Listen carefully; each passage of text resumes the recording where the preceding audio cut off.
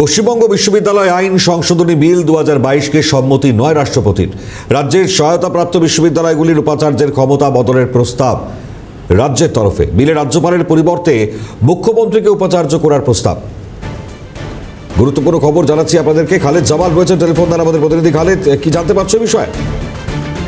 দেখো, দুটো গুরুত্বপূর্ণ বিল বলা যেতে পারে। পশ্চিমবঙ্গ সরকারের পক্ষ থেকে যে বিলটা একেবারে বিধানসভা থেকে পাস করে পাঠানো হয়েছিল রাজ্যপালের অনুমতির কারণে, এবং তারপরে রাজ্যপাল দীর্ঘদিন ধরে সেই বিলটা আটকে রেখেছিলেন, যে অভিযোগটা বারবার রাজ্য সরকারের পক্ষ থেকে করা হয়েছিল। অবশেষে সেই বিল তিনি রাষ্ট্রপতির কাছে পাঠিয়েছিলেন, কিন্তু যেটা জানা যাচ্ছে সূত্রের খবর যে রাষ্ট্রপতি দ্রৌপদী মুর্মু সেই দুটি বিল কিন্তু ইতিমধ্যে সম্মতি দেননি। একটা বিল হচ্ছে পশ্চিমবঙ্গ বিশ্ববিদ্যালয় সংশোধনী আইন 2022, এবং আর একটি বিল রয়েছে আলিয়া বিশ্ববিদ্যালয় সংশোধনী আইন 2022।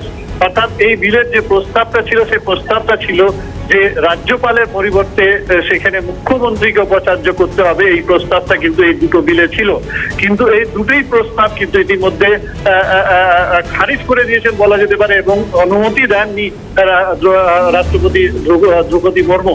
এবং তার ফলে বলা যেতে পারে যে এখন আর এই যে পরিবর্তনের যে বিভিন্ন বিশ্ববিদ্যালয়ে যে উপাচার্য পরিবর্তনের যে ক্ষমতা বদলের একটা প্রস্তাব ছিল, সেই প্রস্তাব খারিজ হওয়ার ফলে আপাতত যে প্রস্তাব আগে ছিল, অর্থাৎ যারা উপাচার্য ছিলেন তারাই কিন্তু উপাচার্য থাকবেন বলে কিন্তু রাজভবন সূত্রে খবরে পাওয়া যাচ্ছে।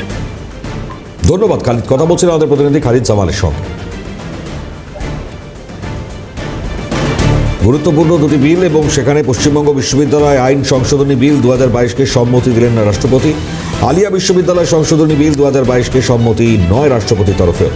রাজ্যের সহায়তাপ্রাপ্ত বিশ্ববিদ্যালয়গুলির উপাচার্যের ক্ষমতা বদলের প্রস্তাব রাজ্যের।